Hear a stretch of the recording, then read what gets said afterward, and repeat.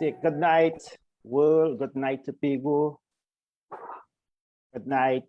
Welcome to a production of Tobago Civil Net, town hall conversation on people's participation, imperative for good governance.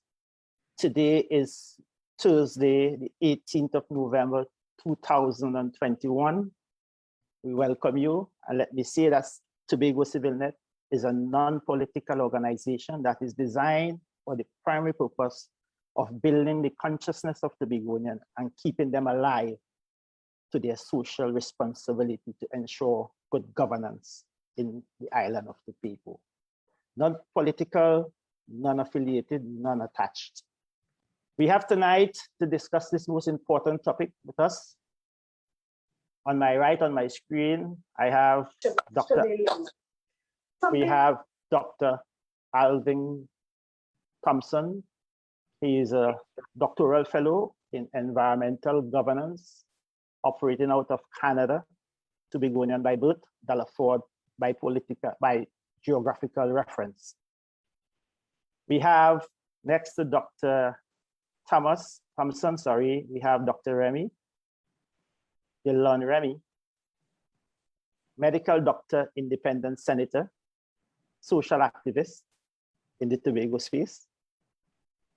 Next to Dr. Remy, we have Brittany Romeo, foreign language educator. And the final panelist for tonight's discussion, we have hailing out of Belgarden, Tobago, the political activist, well known by the name of Anthony James. Welcome, and thank you for accepting the invitation to participate in this most important discussion. And we are going to discuss tonight the issue of people's participation and imperative for good governance. I will start with you, Brother Anthony, and I will want you to give your opening comments on the topic. How do you see people's participation and its impact on good governance? Well, good night, fellow panelists, and good night to Tobago. Good night to all who are tuned in. There has to be a presumption of government or the people in order to participate, that the people are free, and the institutions or the institution in which they operate and relate to as government is free. So I preface my statement because we are in a context here in Tobago where Tobagonians, one would categorically and undoubtedly say we are not free. And in fact, the institution of government in Tobago is not free. And therefore, the people of Tobago are free. So that good governance and responsible participation hinge on that freedom. But let's suppose you have that freedom, and even in the context where the institution is not free, it is not free, and the people of Tobago aren't free, we know that. But in the general sense of things, I conceive or construe government as emanating from the bottom up. And I mean to say from the streets to the villages, to the communities, to the region, and then to the nation as a whole. So you're talking about, you know what? Take it right. Yeah. So you're talking about representation, participation, or involvement from the streets to the villages, to the communities, to the region, to the nation. So I'm talking about a structure there which includes local into the national. And so in that sense, to have villages or streets, communities complaining because they will be all involved in the decision making and bringing information with respect to their needs of representation. They will be bringing that, because indeed you can't start from the center, you can't construct from the center and operate from the structure, which is what from the center, which is what now exists. That system or that ideology or philosophy is doomed to fail, because you will hello? So you are advocating not for representative participation, but direct participation by the streets up to the community, up to the national level. Yes, I would like to get you on that. Well, let me get Brittany's take. Brittany, are you available at this point? Yes, I am. Can you hear me properly? I'm hearing you clearly, Brittany. Okay, lovely. So good evening, fellow panelists, organizers, viewers.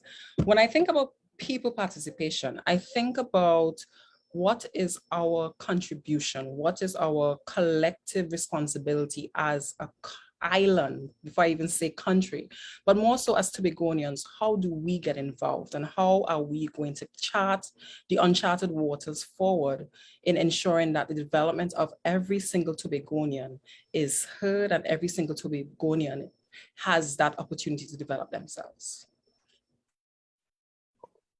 Short and sweet, Brittany. So that's your take on people's participation.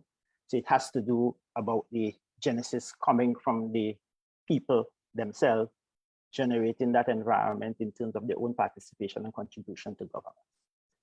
Dr. Thompson, could we have your take on what is good governance and people's participation in good governance? So we'll take a presentation from Brother Thompson.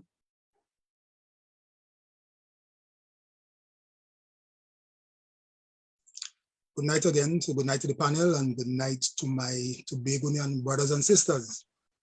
I'm a researcher by trade, so I like to do presentations. I don't claim any originality in these ideas. I'm borrowing them to merely frame how I intend to present my piece tonight. So second slide.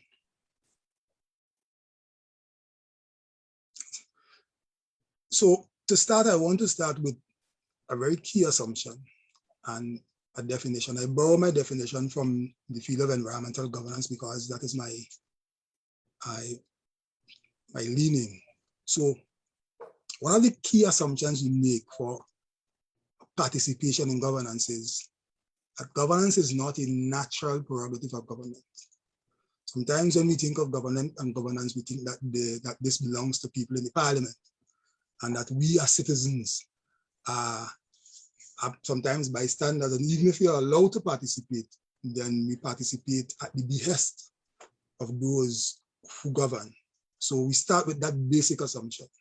All right, and I found this definition very handy for my own presentation, that governance is the whole of public as well as private interactions taken to solve societal problems and create societal opportunities. It includes the formulation and application of principles guiding those interactions and the care for institutions that enable them being enabling those interactions. This is a classic definition, and I think any A-level student, any student in secondary school can read it. All right, and then it gives us a basis for having a discussion about governance, and particularly participatory governance. Next slide, please. Okay, so Einstein is a famous American researcher in governance, and she wrote a paper back in 1969 called The Ladder of Participation. Incidentally, when I went online tonight to get some reference from it, it has 25,000 references, 25,000. And Stein has this ladder, which has 8 rungs. You know what a ladder is, all right? You start at the very bottom, and she moves upward from manipulation to therapy to informing to consultation, placation, partnership, delegated power, and citizen control.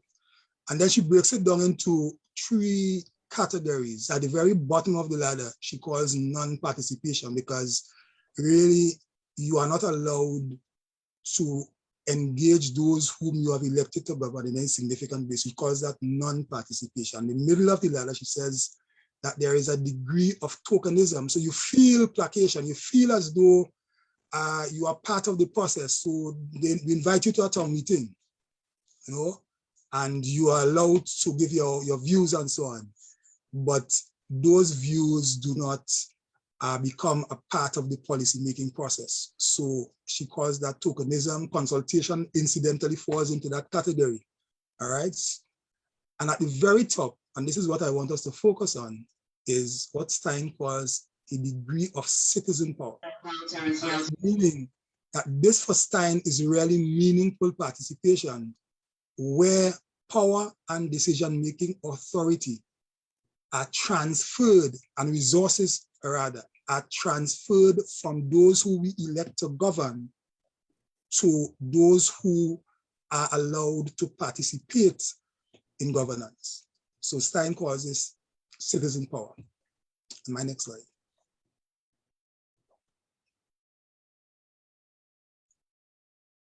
So those last 3 rungs of the ladder, which she describes as citizen power, all right, it's partnership, and I'm reading from the bottom up. It's partnership, delegated power, and citizen control. All right.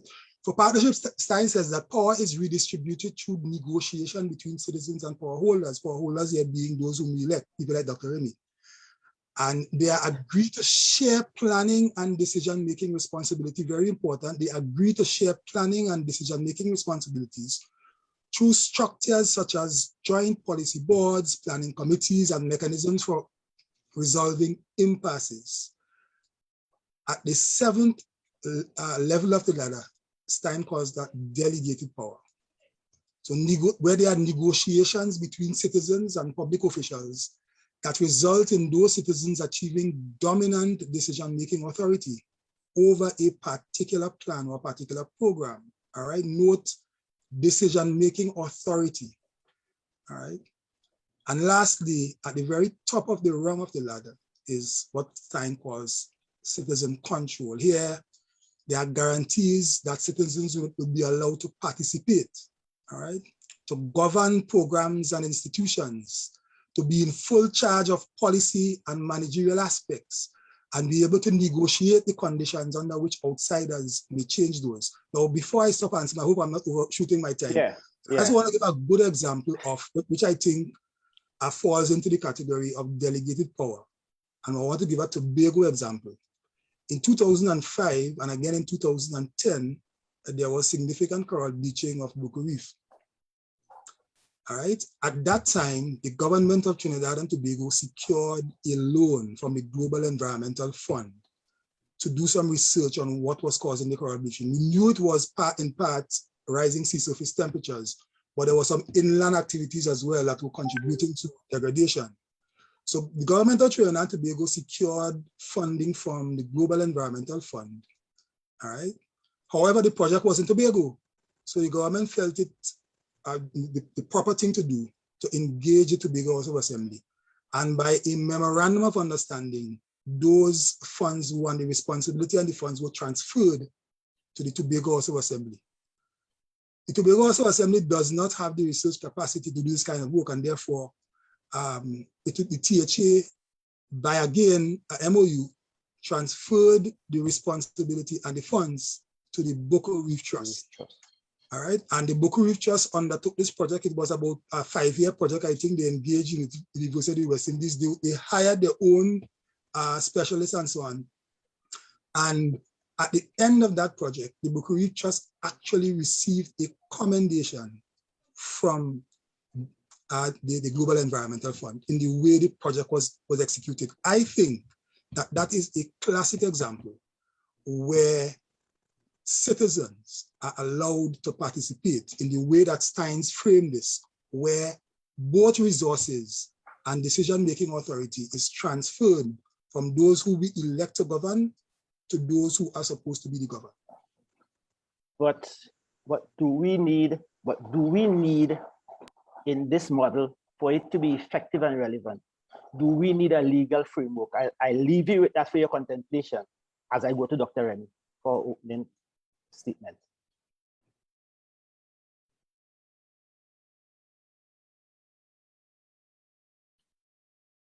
Dr. Remy, you have to unmute, please. Good night. Right. You hearing me now? Yeah, we're hearing you. Good night. And I just want to thank CivilNet for allowing me the privilege of being here tonight on this very important topic. And I just want to start by saying this area of governance is important to me. So I would start with governance first and then look at the role of citizens' participation in governance. So I was looking up also area definitions of governance, and there are many, but I looked at the concept of governance from UNESCO, an article that defined governance as referring to structures and processes that are designed to ensure accountability, transparency, and responsiveness, rule of law, stability, equity, and inclusiveness, empowerment, and broad-based participation. Governance also represents the norms, values, and rules of the game through which public affairs are managed in a manner that is transparent, participatory, inclusive, and responsive. So on that, from that, in that light, I'm looking at the participation here in that context. So in order to have good governance, the participation of the people in the process is important. We have a system here where people participate during the time of an election. They listen to what the people have to say or not listen, and they go and vote. And at the end of that, for the most part, after that, there's not much active participation of persons in the governance arrangement. So the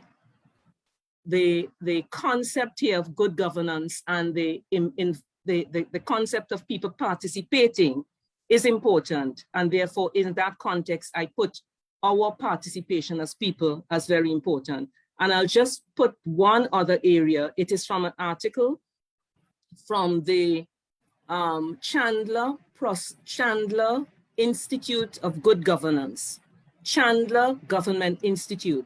They actually had an opening of a Good Governance Index, which was launched in April of this year.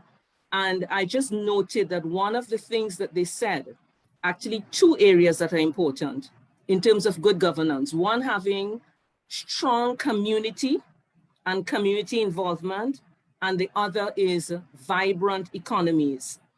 I just put that there because a strong community in terms of community involvement, community participation is there, and then vibrant economies as important in terms of that model of good governance. So I will end there and say that I think it's an important area for us.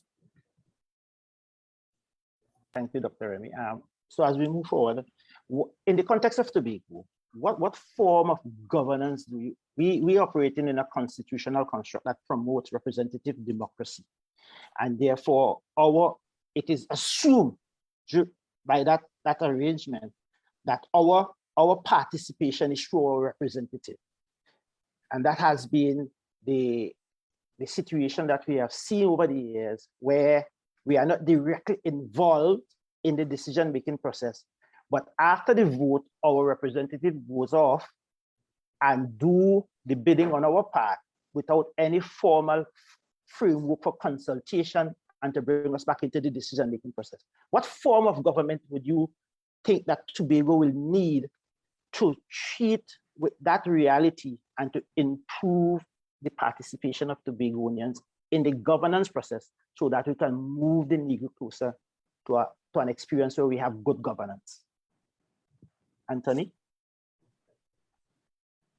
Well, we consider what Tobago needs, and we can discuss what Tobago needs. We can philosophize about it. We can theorize about it. But as a matter of fact, after the election of January 25th, Tobago found itself or herself in a position, and Tobago could not resolve its own situation. So it tells you that of a lack of sovereignty and truly a lack of citizenship, right? Because this hits at the heart of our status as citizens in our own land. But we couldn't solve that. In fact, that had to go, well, not had to, but we see the parliament in Trinidad taking control or responsibility for that.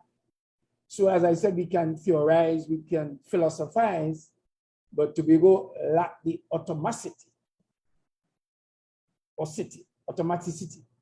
to do for Tobago what only Tobagonians can do for Tobago and must do for Tobago. So here it is we are discussing, and all the panelists I think are in agreement. We are in agreement with each other tonight. We are really speaking of an all-inclusive style of government where nobody is left out. I think that's the general theme that is coming across. And I think we will agree on that. But how do we get to the point where we can arrange our own system of government for ourselves? And I will submit, and the others can come in. But first of all, there has to be a change. There has to be reform. There has to be constitutional reform such that the Tobagonian is sovereign to do the things that we want to do there. We should not be, for our own life story, applying to another entity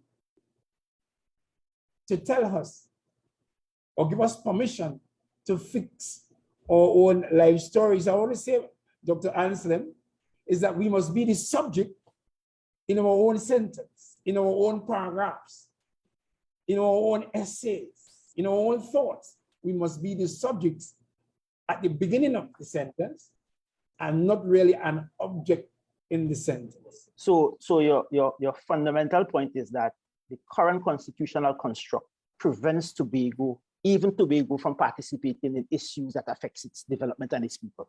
So we move to Brittany. Brittany, what form of government or what transformative activities or constitutional reform that we need to create an environment where we can have genuine and effective people's participation? We have heard Brother Anthony. So yeah, so while listening to him, he does raise some very interesting points. However, I am very concerned by the fact that Tobago definitely needs reform, but it needs it in the sense that it has to be a holistic approach. And even in the sense that we as a society, we need to have more participation in the process.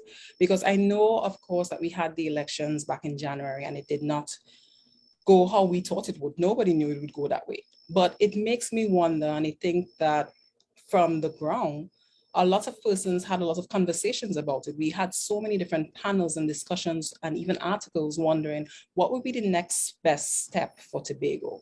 How can we solve this? What can be approached? And we realized that there were a lot of different areas that we never even thought about. So I do agree that reform is needed and we need to continue to have these type of discussions on it. And you'd realize that even in the sense of the Constitution, it's a living document. So it should be amended accordingly when certain circumstances come up, rather than just thinking it's never going to happen. So I think this needs active participation and not necessarily thinking that you can do it on the side, but you need to be mindful that if you want to see a Tobago that thrives, we need to participate in it. That's all my thoughts on it now as we continue the discussion, but I will add more later on.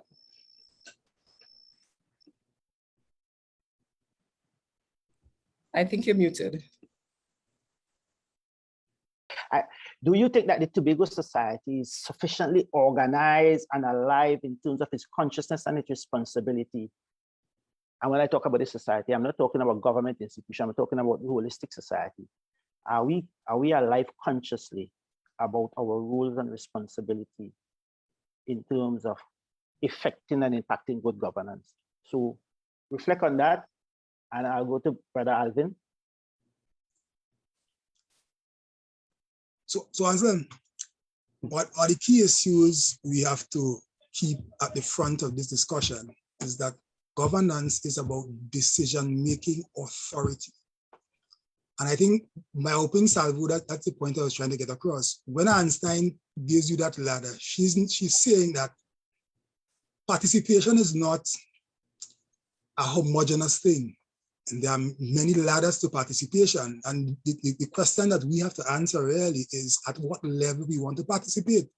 So when a politician comes to a community center and engages you in a discussion, of course you are participating. But the question is that meaningful participation? Does it lead to anything? If you do not have authority to make decisions, then you can't effect change. So if I do not share anything else with my audience tonight, I want to share that government is about making decisions, and to make decisions, you need to have power. And if you don't have power, you can't influence anything. All right, we had a process recently, I think that's the point that Anthony is making. We had a process where Tobagonians expressed their wishes. They sent those wishes down to the parliament, and the parliament decided to do what they want because the parliament has authority to make decisions. That is what government is for. All right, so if you are satisfied that you are okay with sitting in a community center or coming on CivilNet and having a fancy discussion about ideas and so on, then we can do that. But we must know that the reason why what we are talking about here gets nothing done or takes a very long time to get anything done is because we do not have the authority to make decisions. All right, that's the fundamental point. And that's why I asked you and I left with you the idea that this requires a certain legislative or legal framework where authorities are assigned to different components of the society in the decision-making process. Exactly. And it goes back to the fundamental point that Anthony has been making, that we need to have, and Brittany also, that we need to have a broad-based consultative issue that leads to significant changes in the constitutional construct of the Republic of Trinidad and Tobago. We move to Dr. Remy, and Dr. Remy,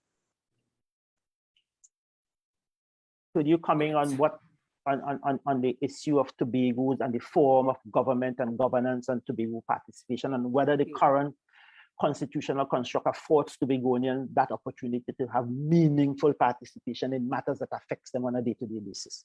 Okay, so in terms of Tobago's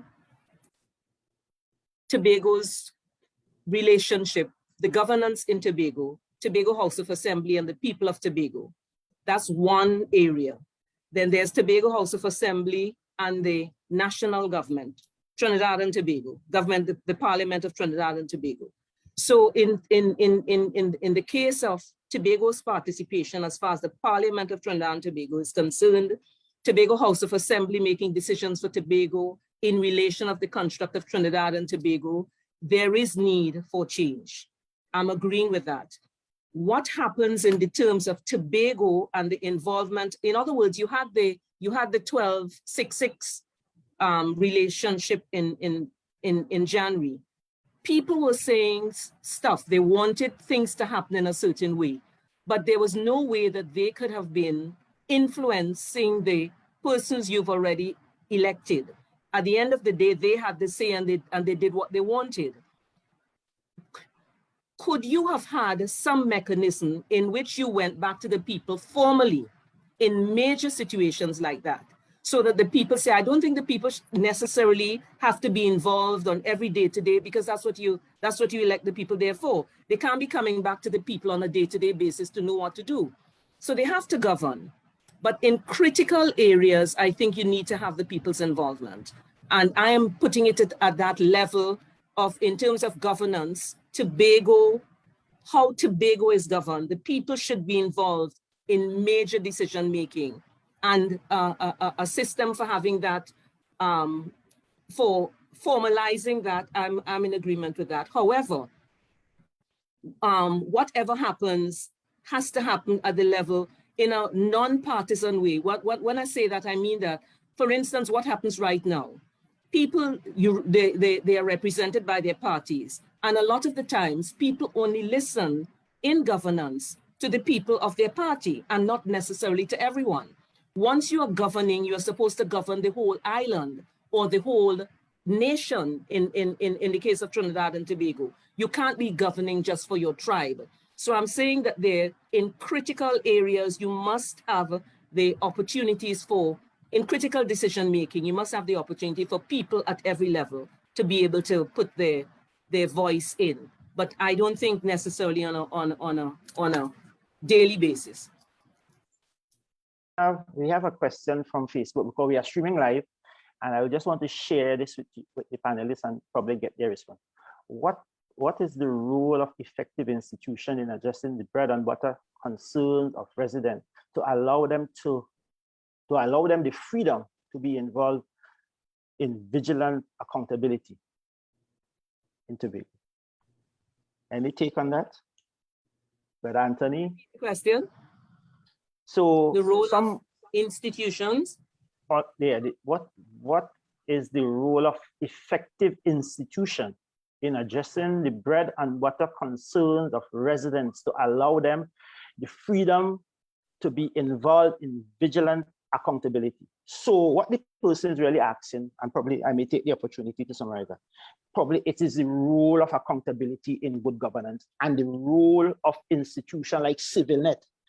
Because if we are talking participation, I am thinking that we need a more effective citizenry that is more informed and organized, and probably we can tie into that question the role of civil society and the private sector in impacting the behavior of governance, of government in the whole context or the framework of governance. Brother Anthony? Well, yeah, I'm not sure I've got what the questionnaire, what the questioner is really, because I sense that he's referring to effective governance, accountability, and the role of such an apparatus, if it exists at all, to hold the government accountable so that the government is bound to represent in a way that the person who's asking the question is seeking or demanding. But I don't think that exists at this point in time. It doesn't exist. The most we can do or to cause that to happen is a heightened consciousness where people are, those who are in office feel as though their job is at stake, so that they are now bound to act responsibly. The culture that exists is that, as you have said, that Dr. Remy said at the beginning, after you have voted for them, they go back into the office, especially if they believe that the opposition is weak and they can come around at election time with good slogans, nice songs, bribe the electorate, close the election to the election, then they do what they want. So to answer the question in the context where we don't have the systems in place, the thing that is really needed there really is really the consciousness of the people. So, and then at the same time, we have to organize alternatives.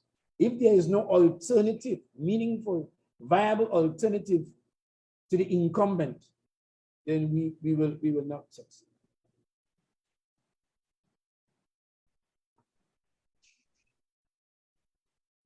Anslem, the question of civil society in terms of making sure that the governance or that the government governs in an accountable way, I think is key.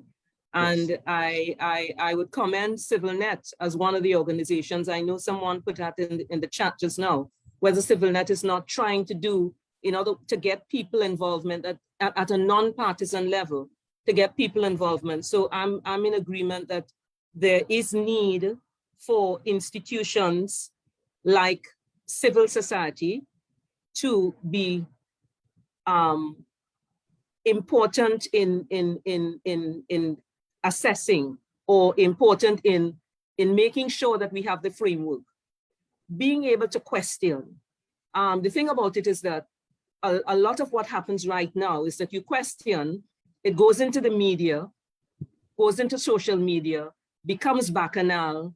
People think that that they are being attacked because you don't seem to think in the same way that they are thinking. So we have to get a level of maturity that says, I have to be able to listen to people who are interested in the development of the nation, and not just because I say something that's different from you in whichever area you're in, that you are not being meaningful.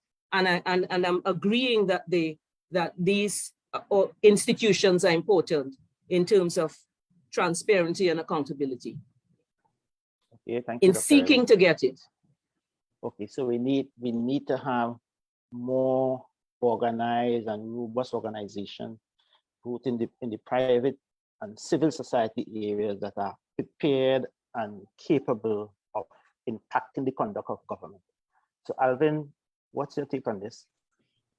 So Anslem, when I elect my assemblyman, I am in no way telling him that I want to transfer all the power I have to him or her. All right, my assemblyman thinks I want to transfer my power, and that is why he behaves in the way he behaves. Why I don't want to transfer my power to my assemblyman or my senator or my MP. I want to retain some for myself. That's the fundamental prerogative of participation. Participation is not about discussing fancy ideas in a community center or online forum. Participation is about the people retaining some of the power to make decisions about their business. That's what the gentleman is talking about, institutions. Right. So we in government assume that the institutions that must make decisions about our lives are those in parliament. And I'm saying, no. That's what Einstein is saying. You have to build out an institutional framework which gives power to the people who elect those to govern. It's the fundamental point. So stick up in there, Brother Alvin. So we have had over the life of the Republic a constitution and a society that was foundation on this quote unquote representative democracy. And if you go through the literature, you will see that that is where you have in the main, the participation of the citizenry is really indirect to their representative. And it's in that context, representatives assume that when they are elected, they are empowered to make all the decisions on all the persons they represent. And there is no need for them to come back to the community center if they wish not to come back to have any conversation, because you have vested every iota of responsibility and power in your elected representative to go to the parliament and to make all the legislative decisions and to make all the policy decisions. So in that context, if we are moving to a purer system of genuine participation of citizens in the governance process, it means therefore we have to reconstruct the whole society, starting from the foundation law, which is the Constitution. Yeah, but I want to make one point before you move on. So in governance, there's something that we refer to as polycentricity, meaning government having many decision-making centers. Just let's think about Trinidad and Tobago in that context. So we have a parliament, which is, we could say, is the supreme seat of power. All right, but we also have a Tobago Assembly. Some people refer to the Tobago Assembly as a subnational level of government. Some people say it's a quasi-national level of government. We have municipal corporations. All right, we have parastatals, the HDC, the Port Authority. They make decisions also. So I think when we think of governance, we must at the same time try to delink ourselves from making a connection between governance and government. Yes. So when we're talking about governance, we are talking about ways that we make decisions and the centers that make those decisions. And I'm saying that in a new governance model, we ought to think about governance as having several centers of power. And that's why I made the point that I don't want to transfer all my power to my representative parliament. You are an economist by training. Yeah. Right?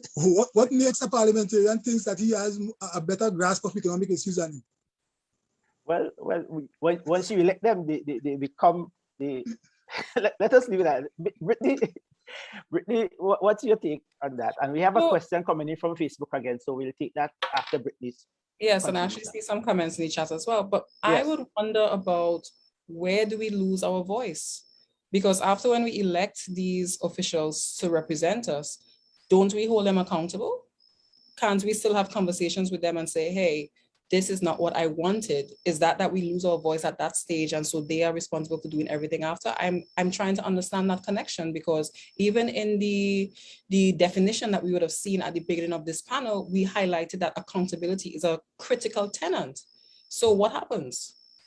Well, we hold them accountable after 4 years, but Okay. you because that's the only time you get an opportunity. Or to you hold participate. them accountable by a lot of old talk.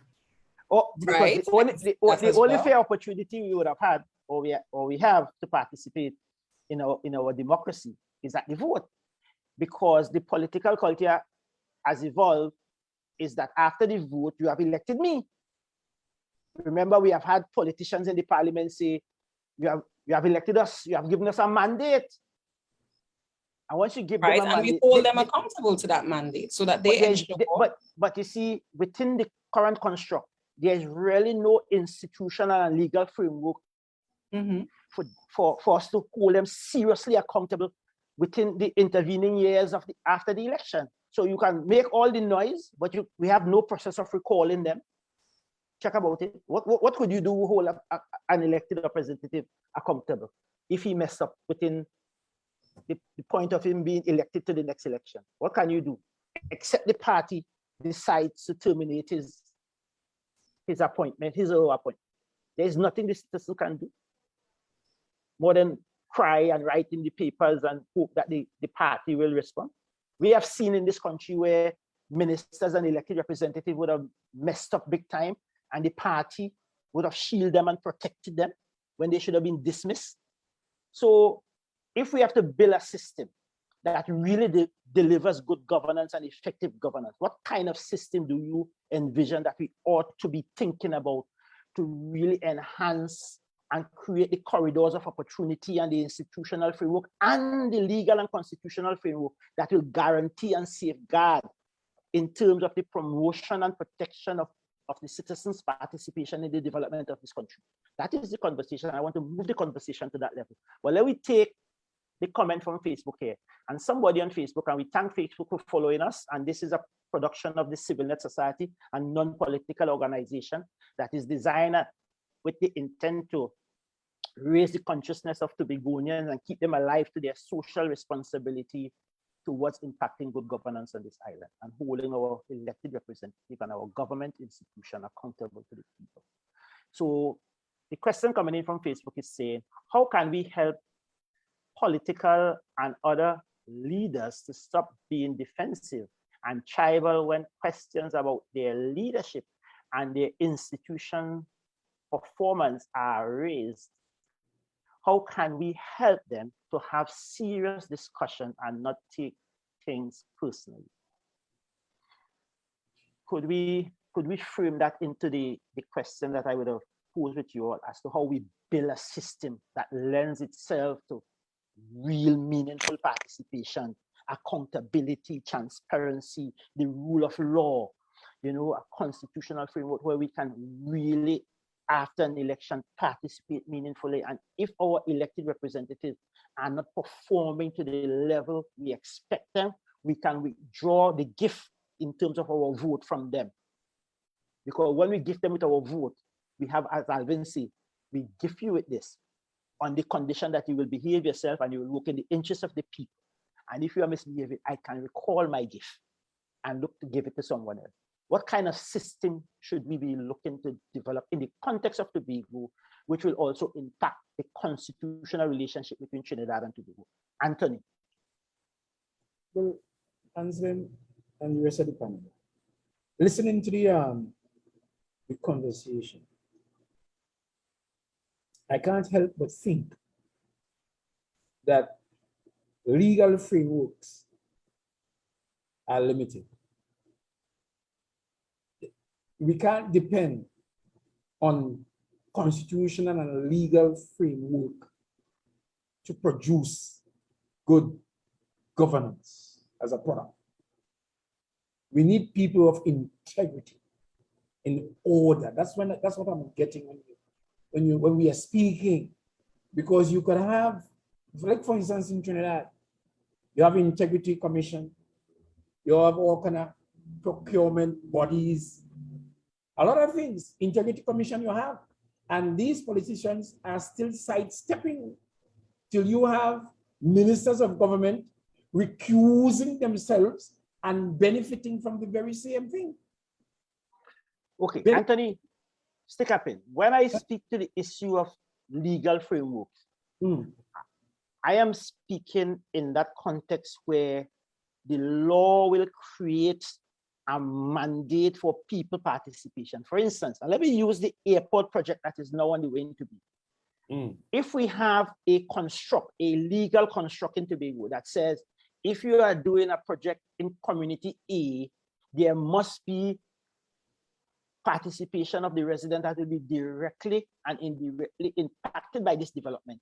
And the decision of that community must carry out the final outcome of that project.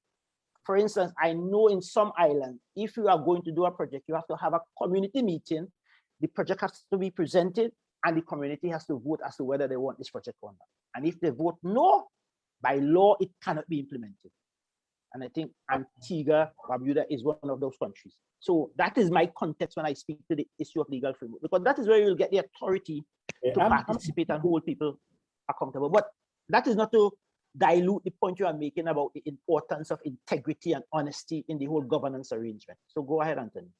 So I'm saying, I'm agreeing. All the constitutional and legal frameworks that we need to produce the desired outcome is good. You follow what I'm saying? It's good to have those as much. We can stretch the legal and constitutional framework as much as we can. And I'm saying, so I'm allowing for that. But even as we allow for that, and one of the things that is preventing us from having all those constitutional and legal inputs that we need, it is because of the lack of integrity of the society. Trinidad and Tobago at this point in time is base. This is an absolute corrupt and my mind always go back to A.N.R. Robinson, because I think he has been an absolute stalwart and an example for all the citizens of Tobago and Trinidad to follow. Robinson didn't need all those constitutional and legal framework, because what? He was a man of culture, a man of dignity and integrity. I'm saying in all our pursuit, we have to build back those moral and spiritual values as we go along. Simply having constitutional and legal framework in place would not suffice. It won't work. There needs to be a campaign in Tobago, a campaign in Trinidad to bring back moral and spiritual values into our society. But do you think that if you have greater people's participation with a more organized civil society, that we can, by that process, press out greater accountability and transparency and honesty in our representatives? We have somebody who is participating here. I think it's Shirley Cook. Her hand Yes, is there's a raised hand, yeah. And we want to take the question from her, get them involved in the discussion. And so after that, I want to jump into what Anthony just said, because I think it's an important point. Yes, we'll take you after Dr. Rem. So, Ms. Cook.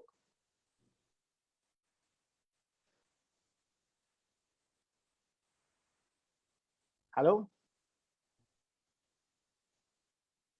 Hello? Well, Dr. Remy, go ahead until Ms. Cook. Acknowledge her, let her know. Shirley, you need to unmute. The hand is still up. Is she hearing? It's away from the call. Probably she's away. Dr. Remigo, Yes, I agree with that point very strongly in terms of the agent that we elect in governance to govern. These agents are key in terms of who they are and what values they have. Not only them, but as a society, we also have to be interested in the terms of values that we have, because the agents don't come out of thin air. The agents come out of the community. So I agree with Anthony, and I would like to see this as one thing. Oh, Shirley says she needs to be unmuted by the host. So I agree that we need a transformation in our Tobago. I'm saying a Tobago space, and I'm saying that in light of the fact that we are going to be getting autonomy at some point in time, hopefully in the near future, where we will be governing ourselves in a more meaningful way. I am putting that on the table and agreeing with Anthony that one of the things we need to do is deal with what do we think important as a people? What values do we hold? Because I agree with him, you could put 10,000 laws, people will find ways to break the laws. And therefore, the laws are needed. So the laws are needed, but the people are the most important in this whole scenario. Making sure that you select people and then hold them accountable. They must have the robust laws and policies, and we also must have strong institutions to deal with them also. I would just stop there. There, like you have read Lee Kuan Yew, the issue of strong institution to prevent public sector corruption, and the fact that you must have strong public institution to prevent corruption and also to hold our elected representative accountable.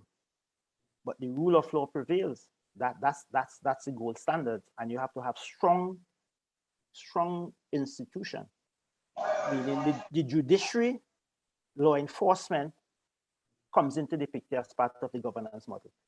So we have Ms. Cook. She has to be unmuted by the host. Hello? Hello? Well, let us take, is it that Brendan Gray is seeking to ask a question? Rodney Pigott is. Okay, well, let us take Rodney. Rodney, are you hearing me? Well, Alvin, let's take you until they can join us. So, Anslem, I am not sharing my contribution tonight, suggesting in any way that when I elect my parliamentarian, I want to go into the parliament to influence the way laws are made. All right. What a lot of the work around participatory governance has to do with governance at a community level. All right. A lot of literature around is about community governance. And you and I have had countless discussions about this. To me, I am not so much, I don't want to make recommendations for what happens in Port of Spain.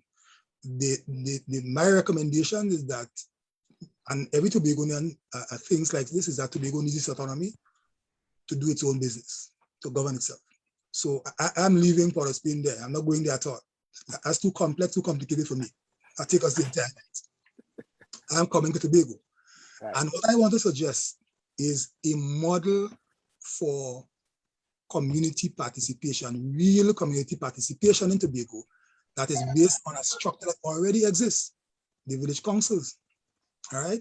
So in my mind, what I see in a new Tobago government is, and I'm talking about participation here regarding the execution of projects and programs within communities where resources will be transferred from a new Tobago government, call it what you will, THA or whatever you will be transferred to communities to engage in programs and projects. And so this is my simple model. What you would have in the new Tobago structure, especially, and I'm talking executive here now, is you would have two regions, two development regions, Northeast Tobago and Southwest Tobago, all right? And within each of those regions, you will have what I call regional councils. Those regional councils would be staffed by village councils. We already have village councils. So what you are doing is you are amalgamating village councils at a regional level, all right? Because government, at the end of the day, is about executing projects, programs to look after the needs of people. So we have Northeast Tobago Regional Council, Southwest Tobago Regional Councils, and those regional councils are staffed by village councils. Village councils will hold elections to elect members to the village council. This is not about politics here, no one parties. No parties are allowed to get involved at this level. Anthony is from Belgarden, Anslem is from Belgarden, and Anslem is a good boy in Belgarden, and we know he's standing and so on, and he's a decent. Anslem could be nominated to serve on a village council, and you will have nominations from within village councils to serve on a community council. My suggestion is that we have elections for the regional councils in intervening years. So you have what the US call midterm elections. All right. But the key here is that you would have transfers, and the PDP candidate, the leader, has made reference to this about transferring $10,000 to each constituency. I think that's a brilliant idea, but you have to have a structure, all right, to deal with that at funding, all right? So at the level of the administration of the THA, what I am suggesting is below the chief administrator, you have overseeing the work in these two development regions, administrators or regional administrators. All right, so because you have to execute these projects. So you have regional administrators, and below those two regional administrators, you have the other administrators, you have divisions and so on. So you take, as Watson is suggesting, half of the development budget and you transfer. Remember I said in my opening salvo, participation is about the transfer of decision-making authority and the resources. I'm staying true to my thesis. You transfer that. You have a structure now where the village councils are empowered to make executive decisions about programs and projects. You have the structure, all right? And now you transfer resources to the village councils within these regions, okay? To look after basic things like garbage collection, paving of roads, building of drains. You're not creating a new structure for administration. That is already in place in the THA. All right, what you're creating a structure where you can transfer resources and decision-making authority from divisions, all right, that control those tightly under a secretary, to the regional councils and to the villages. That is my simple suggestion for a model. All right, great. We'll explore that in some more details as we go along, if time permits. I'm seeing two participants in the meeting with their hands up. Brendan Gray, we'll probably take him. Could the host unmute Brendan so you can ask? Hello. You hear me? Question, please. Hello. Yes, Brendan. Hello. Go ahead. Yeah, Yes, thanks for joining us. You can go ahead with your question. Yes, we are hearing you. First of all, let me congratulate CivilNet on putting on this program. I think it's valuable, and I think it will grow as we go along. So let's keep this whole issue going forward, and let's keep this. It will grow. That's what I want to say. First, that's one. Two, I think that Dr. Thompson is onto a very important analogy of what is needed. But I think before that, what we need is for us to do that, what he is recommending or advocating. We need to have our autonomy or rights, or right to do what he's suggesting, the right to do that. So the right to form a government of our own, the right to form an economy of our own, and the right to deal with the culture and the community as we feel like. Because that is exactly what my thought is about the governance structure that is needed. It must start from the community. It cannot start from a THE that is in Scarborough, just like we cannot have governance from Port of Spain, a cabinet that runs Tobago. So we need to put some of that control that he's saying into the community. and the community will deal with it based on the transfer of certain rights, same as we asking for the rights to do our own in terms of our autonomy. So I take his analogy and I take his thesis and agree with where he's going. But I think we must go first to the real point of gaining our rights, where we can determine how that structure, those structures that he's alluding to, can be created. So, Mr. Gray. Thank you for allowing me. Mr. Gray. So thank you for allowing me. All right, could anyone tell me where is the rights of Tobagonian to do what we need to do, or who has the rights of Tobagonian and where they are holding it to do what is necessary to fix the island? Could anyone tell me who has the right? Who has our rights? Where are they vested? Where are they being kept in safe? Who's securing them? Who's our right to do these things? Mr. Pigot, Mr. Pigot, wants to get into the conversation. Mr. Pigot, go ahead. Yes, thank you, gentlemen. And this is a great discussion, a lot of brilliant minds. I'm going to be brief. I hear the comments by Dr. Thompson and the others, very, very wonderful. But I also want to bring it down to where Brother Anthony James was trying to go, making it interpersonal, the personal to the interpersonal, how we are dealing with each other. That's where it has to start. The integrity has to start with our one-on-one dealings with each other. So when I'm at the gas station waiting in line, and the car in front of me, that the line I'm in, starts to pull out, and somebody in another line altogether sneaks in and zips in front of that car, that's corruption. That is total disrespect of your fellow Tobagonian.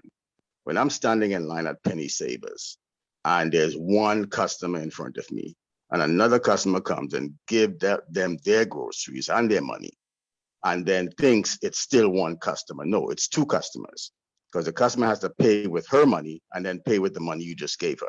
That's corruption. And when no one bats an eye at that, when no one says, hey, wait a minute, that's not how we're supposed to function here, then that person, that kind of attitude, that lack of integrity is what goes up into the THA, is what goes up into the big house, right? Because our government comes out of the people, right? They don't drop in from the sky. So if your society has a lack of integrity and our interpersonal connections, we're cussing each other out. You can't even correct anybody these days. They're ready to cuss you out. So and then you see it in our prime minister. You see the connection, right? The way we deal with each other interpersonally is how our prime minister deals with us when we disagree with him. We're imps, pimps, and chimps. You see, and we are has-been politicians because we didn't win the office. So we cannot deal with each other like this and then expect good governance. So it starts at the interpersonal level, how we're dealing with each other. That's the comments I want to make on that issue. Yeah, and you're very right, Brother Pigot. We know that the temperature or the characteristics of an organization is informed by the personality and attitude of the leaders. And we do have a problem of leadership in this country, and to marry that with the fact that our primary institutions of socialization that sets up social control, the family, community-based organization like churches and so forth, have all but, I don't want to say collapse, but under severe stress. And therefore, we have a serious issue in terms of honesty and how we socialize people in this society. And that's a whole program that we need to treat it in itself.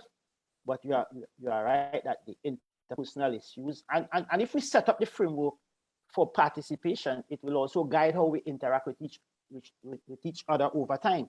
And if we move through organized people and institutions, we have a faster turnover in terms of the bad attitude that we are seeking to correct.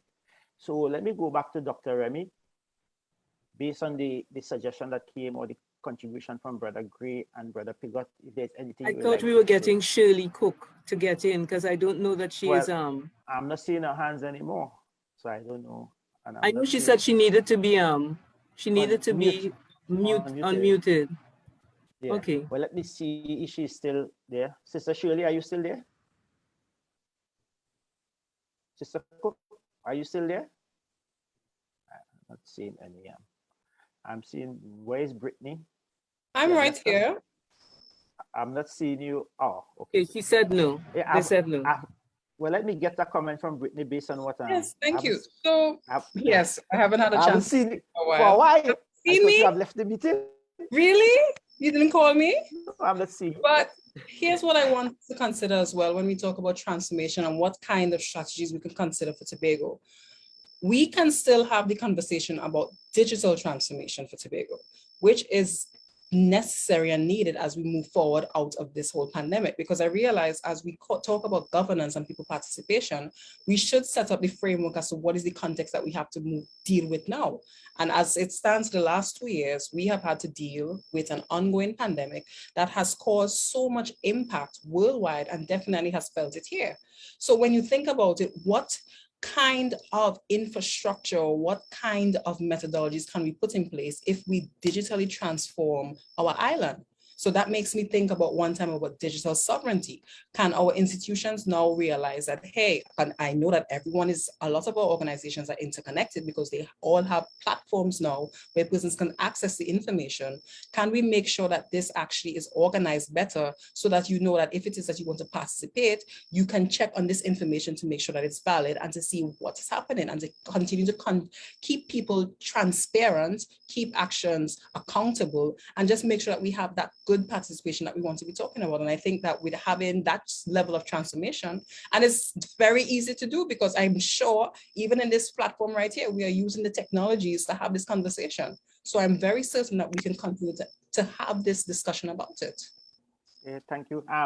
Let me ask this question, and I'll probably want to get the feedback from the panelists on this.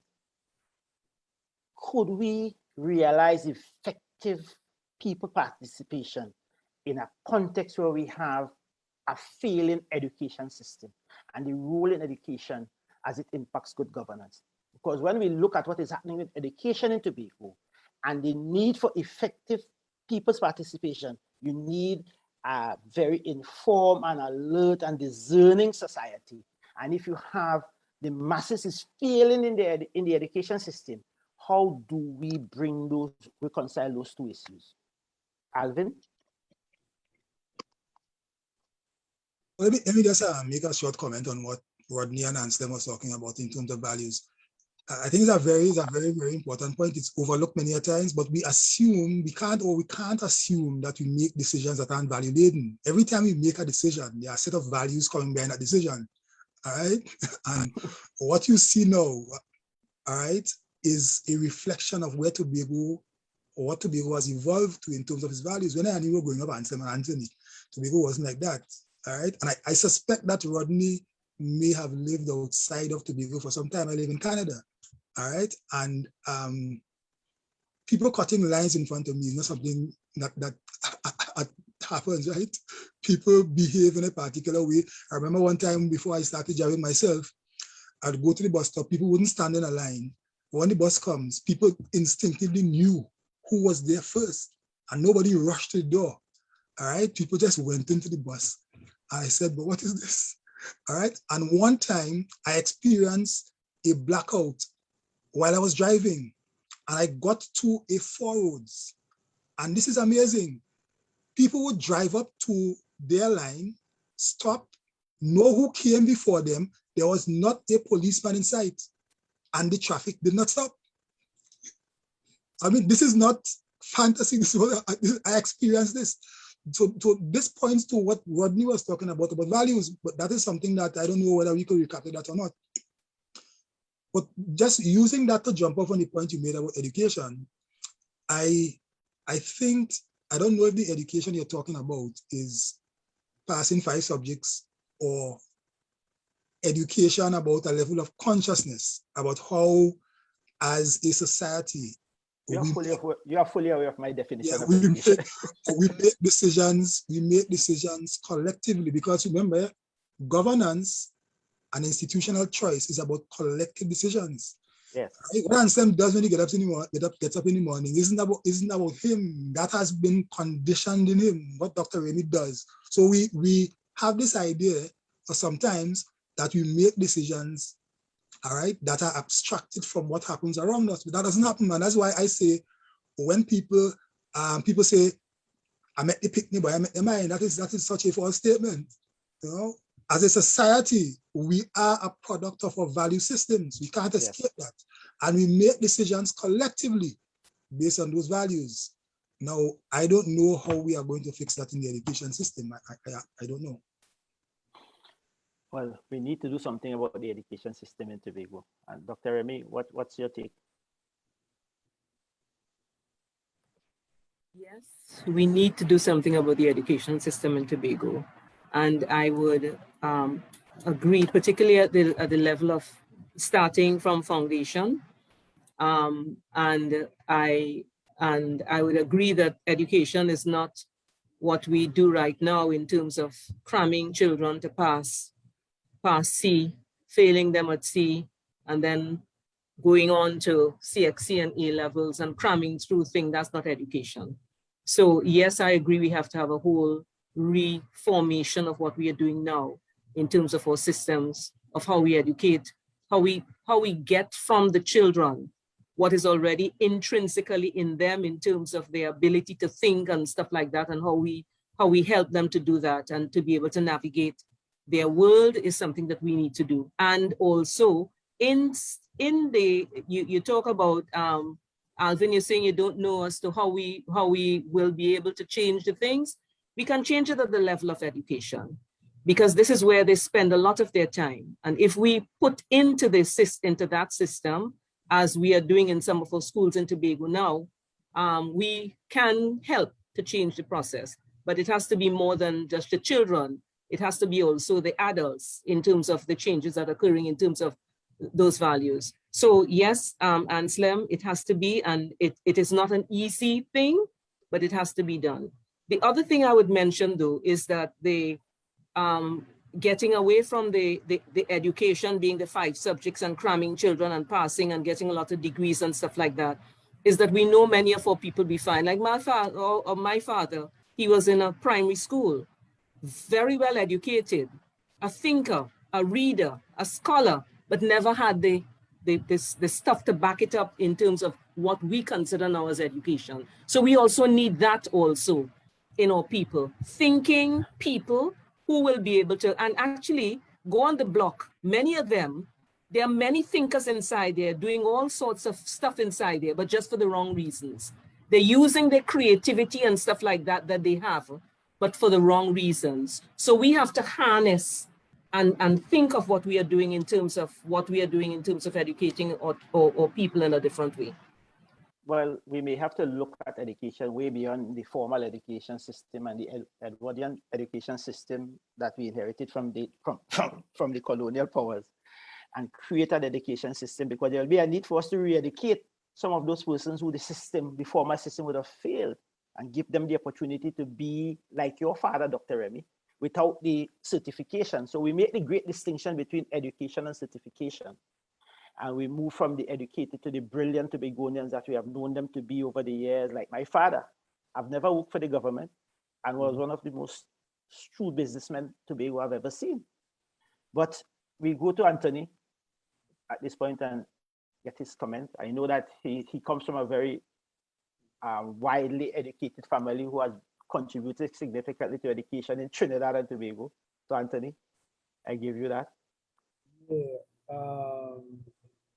Again, listening, what is crying out is really leadership. You see, because a society has to be led. A civilization has to be led. A society has to be built. A civilization has to be built. Where there is no vision, people will perish. The reason why we are making these statements here and crying out for a true definition of education is because residing in each of us here is a vision. So this program is good. The symbol of all of us pulling Tobago together is good. But we have to be robust and to be rampant. And we have to be louder. And we have to be more than the negative voices, the voices that are selfish, the agendas that are selfish.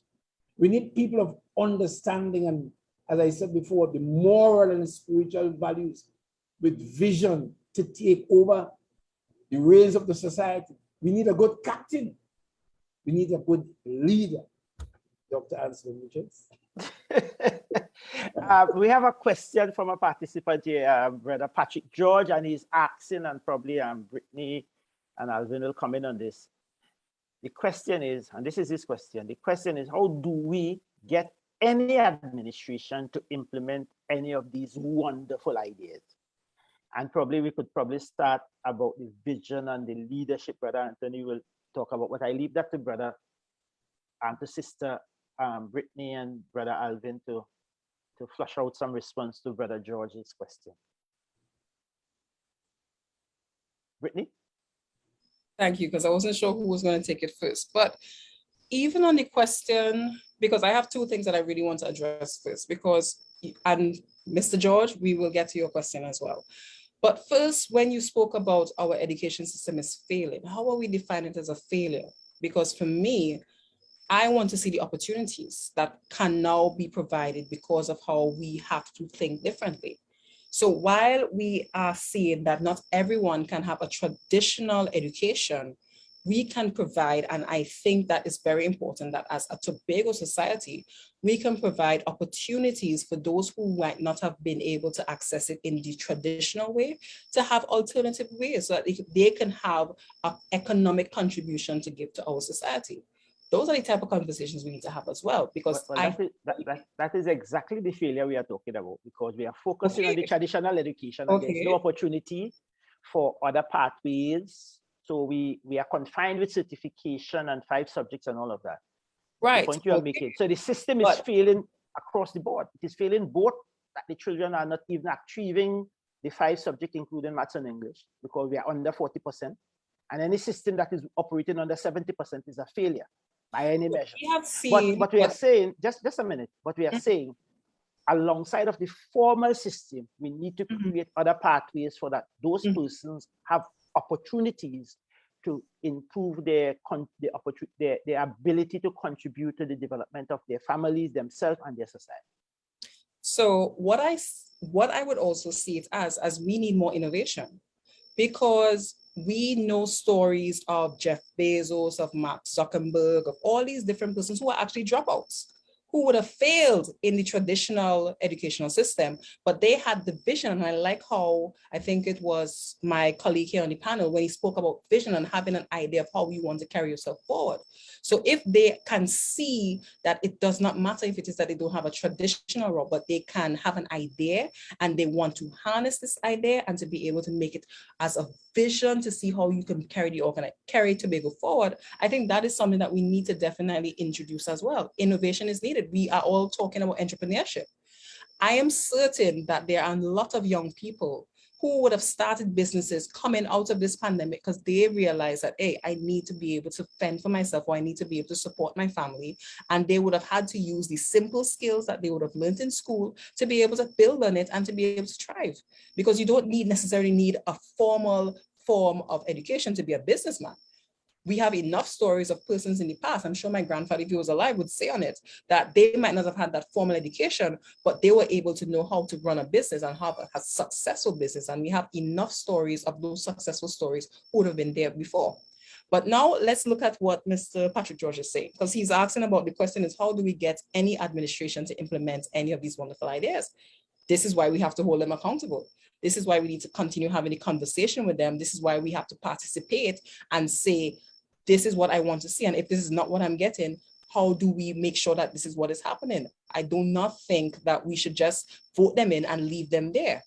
There have to be other measures that we can introduce as well to be like, hey, this is what I want to see, because you would have introduced these amazing promises, or you would have said about these, a lot of these really grandiose ideas at the beginning of the campaign period. But what about the first 90 days? What are your action plans to make sure that you can actually implement this? And what about the mid-year? What about the second year half? What about the third years, to make sure that you have reviews? And this is why I think a lot of the persons that we elect, they have started this trend of highlighting what they were able to accomplish, so that you could be like, okay, have you met your targets? Because we need to make sure that you are transparent and accountable. All right, thank you, Whitney. We have 5 minutes to the end of the program, and I want to give each panelist an opportunity to bring their closing contribution. But Alvin, could you probably indicate to us and our participants how we can get the system to start changing, as Brother George is asking? What are some of the things we can do, and So whether it need?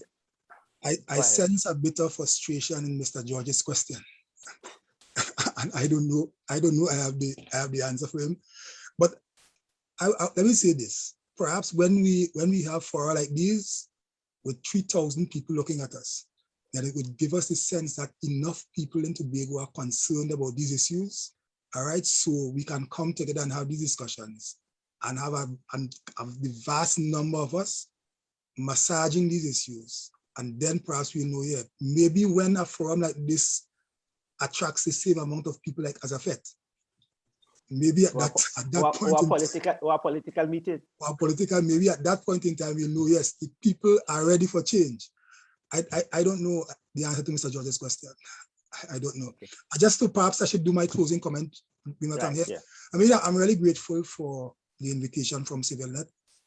I think as frustrating as these discussions may seem sometimes, we have to continue to have them. We have to continue to talk about these issues in a passionate way, and sometimes dispassionate way, because if we don't, then I think we are heading down a road. And my fear as a Tobagonian is that if we are coming very close to a tipping point, maybe a point where if we tip a little bit too far, that we may be tipping over to something that we can't recover from. Okay, that's very interesting, Alvin. Dr. Remy, you probably keep we have to we have to continue the discussion, Anslem. I am not of the view that we are near any tipping point. I am of the view that I'm of the view that we are in a stage where we are ripe for moving forward. I really do think that this pandemic and what has happened and what it has exposed and all the things that we see that are wrong and what the things that how we could have done differently, etc., I think is a wonderful opportunity for us to make a new start. And I really do think, Alvin, that the issue of getting our bills where we will be having an opportunity to make our own decisions is not going to be easy, and it's not going to be, all the fancy talk that we are talking right now is not, we will not be even able to see it. If we get autonomy tomorrow, Ansel, if we get the bill passed tomorrow and in the form that all Tobagonians wanted, it's still going to be a process. So I'm not ready to give up.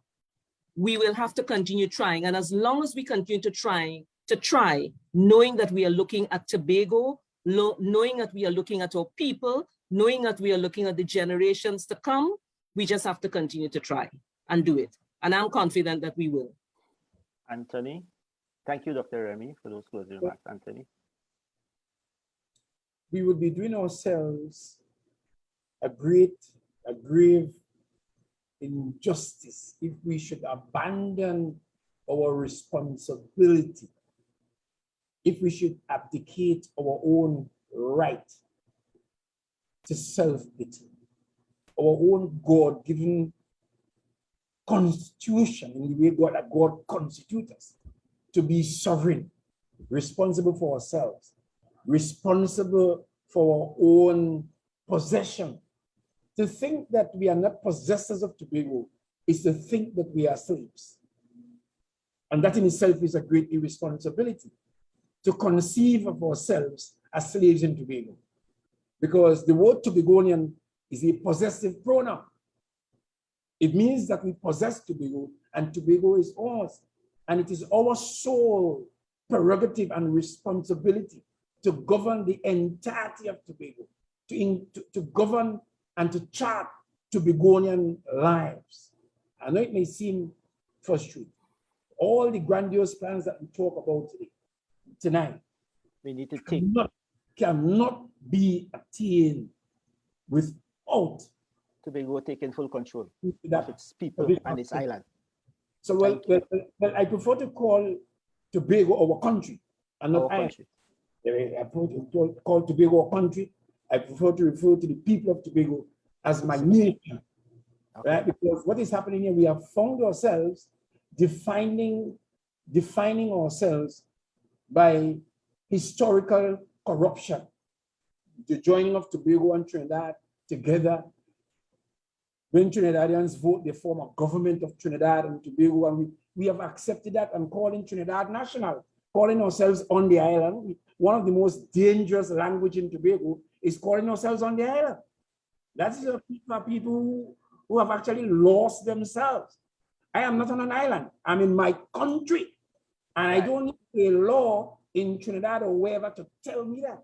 We must know that from ourselves, that Tobago is ours and our story is ours. As Dr. Winston Murray said, if we fail to recognize that and to do or to fulfill this generational responsibility, he said we are made of the poorest stuff. Okay, thank you, Brother Anthony. We feel your passion, and we know that the flame will never go out once you are alive. Sister Whitney?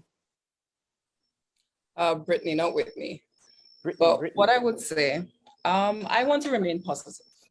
I want to remain hopeful because I see Tobago and the future of Tobago, that we are full of opportunity and we are reaping, and we want to be able to reap those benefits, because it's not just for me, it's for my children, Tobago's children, even their grandchildren, and to ensure that the actions that we take now ensure that they have a future to consider. So I want us to think about how, even for us now, what the actions and what are the decisions or what are the participatory movements that we make now, how does it impact those to come? Because they would have to inherit our failures. So I want us to think about that. I also want us to think about how we move this nation and this country and this island forward, and not necessarily just stay in our own corners and thinking, well, I don't live here anymore, so I don't have to deal with that, because we all have a collective part to play in ensuring that Tobago develops. And that's why the motto says, Pulcheria Ebony. And if my Latin is rusty, I'm sorry, because she becomes more beautiful. This is our home. So this is why we need to ensure that we protect our home, we save our home, we preserve our home, and making sure that we have something to hand on to the next generation.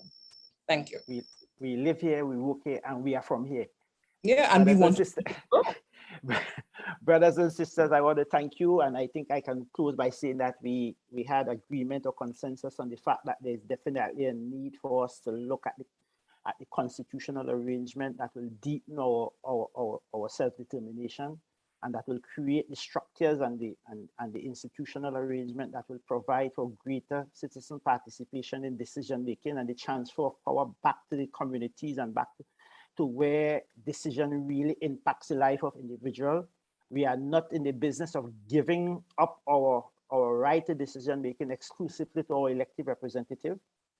We also recognize that there's a need for some kind of tweaking and updating and modernization of our education system away from the traditional system, where we confuse certification with education and create a vast array of opportunities for all to survive and acquire the necessary skill in their chosen field. We agreed also that we need to look at the integrity and honesty of the persons we elect. And we agree in the conversation, there seems to be consensus on the fact that we need to continue this discussion. We need to expand the tent. We need to get more Tobagonians to become more aware and more conscious and informed of their roles and responsibility as citizens of this nation that is called Tobago. And I take that from my brother Anthony, this nation that is called Tobago. And it's when we are at that point and we have a critical mass of Tobagoans that are conscious and alert and awake to their responsibilities, that will be able to effect the kind of transformative changes that are necessary to take Tobago to the rightful place that it ought to have been some decades ago.